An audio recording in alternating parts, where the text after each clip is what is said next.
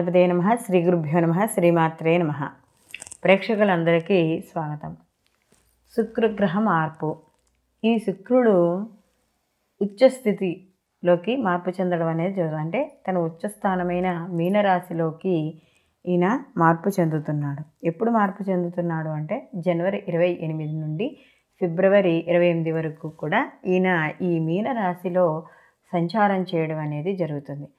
సహజంగా శుక్రుడు అనేటప్పటికీ అందరికీ కూడా కొన్ని అంటే కంఫర్ట్ జోన్ అనేది అనుకుంటారంటే ఒక లగ్జరీ లైఫ్, కొంత అనుకూలంగా ఉండడము, ఆయన బాగుంటే అంటే జాతకరీత్యా శుక్రుడు కానీ బాగుంటే వాళ్ళు సకల భోగాలు అనుభవిస్తారు. ఇలా మనకి అందరికీ తెలిసింది.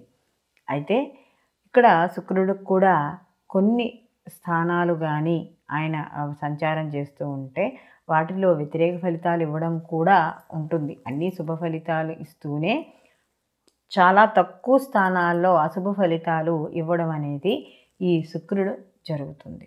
మరి ఇప్పుడు ఈ ద్వాదశ రాశుల వారికి ఈ శుక్రుడు ఉచ్చస్థానంలో ఉండడం వల్ల ఎటువంటి ఫలితాలు ఇస్తాడు అనే విషయాన్ని తెలుసుకుందాం.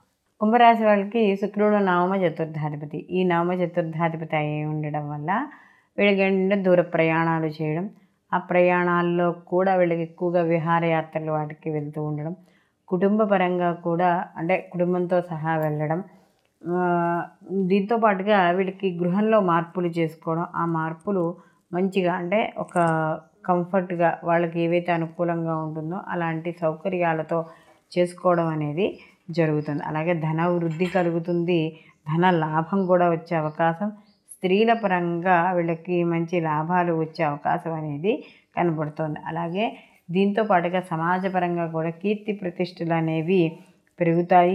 శారీరకంగా అంటే శరీరం ఏదైతే ఉందో శరీరం సహకరించడం అంటే వాటి యొక్క ఇప్పటివరకు ఏమైనా చిన్న చిన్న అనారోగ్య సమస్యలు ఉన్నా కూడా అవి తగ్గుముఖం పట్టడం అనేది జరుగుతోంది. అలాగే కుటుంబ పరంగా కానీ అంటే కుటుంబ సభ్యులకు కానీ లేకపోతే మొత్తం వాళ్ళకి ఏదైతే ఫ్యామిలీ ఉందో ఆ ఫ్యామిలీ మొత్తం అందరికీ కూడా వస్త్రాలు, విలువైన వస్తువులు కొనుగోలు చేయడం, వాళ్ళ కోసం మీకోసం కూడా కొన్ని విలువైన వస్తువులు కొనుక్కోవడం ఇలాంటివి జరిగే అవకాశం అనేది ఈ శుక్రుడు ఉచ్చ స్థితిలో ఉన్నప్పుడు ఎక్కువగా కనపడడం అనేది జరుగుతోంది.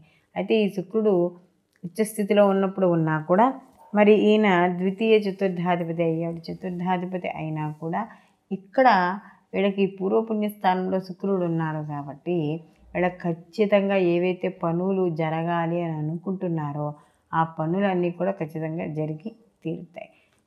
వీళ్ళు మరిన్ని మంచి ఫలితాలు పొందడానికి ప్రతిరోజు కూడా అమ్మవారికి ఈ యొక్క తేనె నివేదన చేయడం, అంటే తేనె ఉంటుంది కదా, తేనెను ఒక చిన్న కప్పులోకి వేసి పూజ అయిపోయిన తర్వాత పూజా సమయంలోనే నివేదన అన్నప్పుడు ఈ తేనెను నివేదన చేసి ఆ తేనెను స్వీకరించడం ద్వారా శుభ ఫలితాలను పొందడం, అలాగే దీంతో పాటుగా ప్రతిరోజు సంధ్యా సమయంలో లక్ష్మీ అష్టోత్తరాన్ని పారాయణ చేసుకోవడం ద్వారా మరిన్ని మంచి ఫలితాలు పొందడం అనేది జరుగుతుంది. శుక్రుడు మనకి దైత్య గురువుగా మనం చెప్పడం అనేది జరుగుతుంది.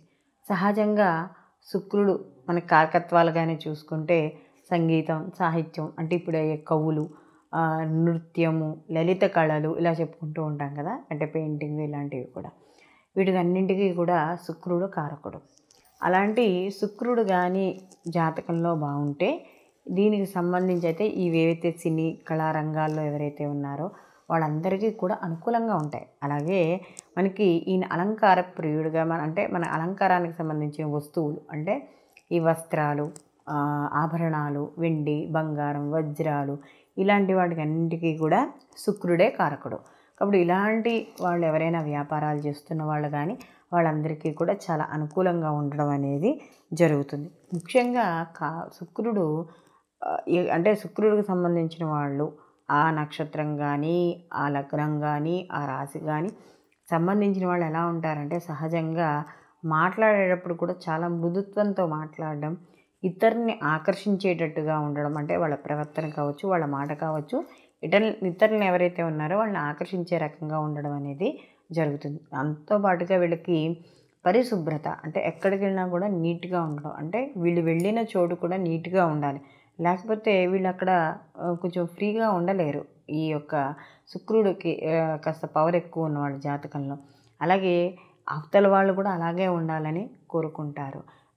పరిశుభ్రమైన వాతావరణాన్ని కోరుకోవడం అనేది జరుగుతుంది. అంటే వాళ్ళు ఎక్కువగా కూడా ఇంపార్టెన్స్ కూడా నీట్గా ఉండడానికి, అంటే ఎవరైనా కొంచెము బాగాలేకుండా వచ్చారనుకోండి, వాళ్ళు అక్కడ డైజెస్ట్ అవ్వడం అనేది చాలా కష్టంగా ఉంటుందన్నమాట. అలాగే వీళ్ళు ప్రతిదానికి కూడా అంటే మరీ లగ్జరీ లైఫ్ అన్నారు కదా, మరీ వికలితనంగా ఏమి ఉండరు. అంటే ఒక హుందాతనాన్ని కోరుకుంటారు, ఒక ప్రయారిటీ. ఓకే, అంటే మనం చూడడానికి వాళ్ళు రెడీ అవ్వడం కానీ వాళ్ళ మాట కానీ ఎలా ఉంటుందండి, ఇతరుల యొక్క ఏదైతే వాళ్ళకి కోరుకుంటున్నారో, అంటే ఒక డిగ్నిటీగా గౌరవాన్ని కోరుకుంటున్నారో అది సంపాదించుకోవడానికి ఈ శుక్రుడు సంబంధించి జాతకంలో కానీ బలంగా ఉంటే ఇలాంటి కారకత్వాలు, ఇలాంటి లక్షణాలు కూడా ఉండడం అనేది జరుగుతుంది. అలాగే వీళ్ళకి తీపి ఎక్కువగా ఇష్టమై ఉంటుంది. అంటే ఎక్కువగా కారాన్ని ఇష్టపడరు, ఎక్కువగా తీపిని ఇష్టపడుతూ ఉండడం అనేది ఉంటుంది. అలాగే ఈ శుక్రుడు యొక్క ప్రభావం కానీ, అంటే మంచి ఫలితాలు కానీ, ఆయన మంచి స్థానంలో ఉండి ఉంటే ముఖ వర్చస్సు చాలా అంటే ఆకర్షణీయంగా ఉండడం అనేది జరుగుతుంది ఈ శుక్రుడికి అనుకూలంగా ఉన్నవాళ్ళకి. కాబట్టి ఇవన్నీ కూడా మనం ఒక అవగాహన కోసం మనం చెప్పుకుంటున్నవి. ఇంతకు ముందు కూడా మనం శుక్రుడి యొక్క స్థానాలను బట్టి ఈ యొక్క రాశుల వారికి ఎలా ఉంటుంది అని కూడా చెప్పుకున్నాం. సహజంగా శుక్రుడు ఇచ్చేవన్నీ కూడా శుభ ఫలితాలే ఇస్తాడు. కానీ జాతక రీత్యా ఆయన ఉండే స్థానాన్ని బట్టి మాత్రమే మనకు వచ్చే శుభ ఫలితాలు అనేవి ఉండడం అనేది జరుగుతుంది. కాబట్టి ఇక్కడ ఈ నెల రోజుల సంచారము కూడా కొంతమందికి శుభవాల్ని, కొంతమందికి అశుభ ఫలితాలని ఇస్తున్నా కూడా దీనితో పాటుగా వ్యక్తిగతంగా అంటే జన్మ జాతకం కూడా పరిశీలనలోకి తీసుకోవడం అనేది ఉత్తమం. సర్వే జన సుఖినో భవంతు, లోక సంస్థ సుఖినో భవంతు.